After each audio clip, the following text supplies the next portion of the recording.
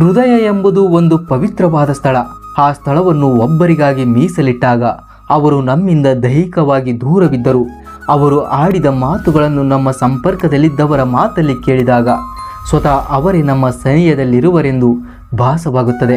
ಏಕೆಂದರೆ ಆ ಸ್ಥಾನವನ್ನು ಬೇರ್ಯಾರೂ ತುಂಬಲು ಸಾಧ್ಯವಿಲ್ಲ.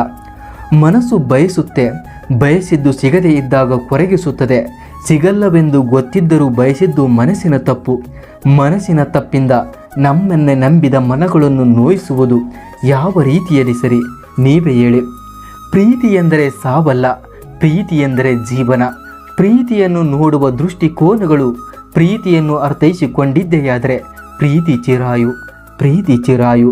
ಮಿತಿಯು ಇತಿಯಲ್ಲಿರುತ್ತದೆ. ಮಿತಿಯು ಇತಿಯನ್ನು ಮೀರಿದ್ದೆಯಾದರೆ ಆ ಮಿತಿಯು ಅಹಂಕಾರವಾಗಿ ಬಿಡುತ್ತದೆ.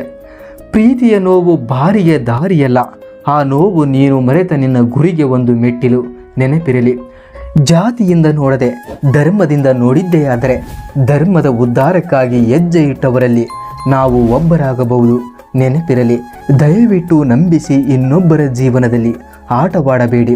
ಮನಸ್ಸು ಕನ್ನಡಿಯಿದ್ದಂತೆ, ಚೂರಾಯಿತೆಂದರೆ ಮರಳಿ ಜೋಡಿಸಲಾಗದು. ಪ್ರೀತಿಸಿ ಪ್ರೀತಿಯಲ್ಲಿ ಸಾವನ್ನು ಬಯಸುವುದು ಹೇಡಿತನ.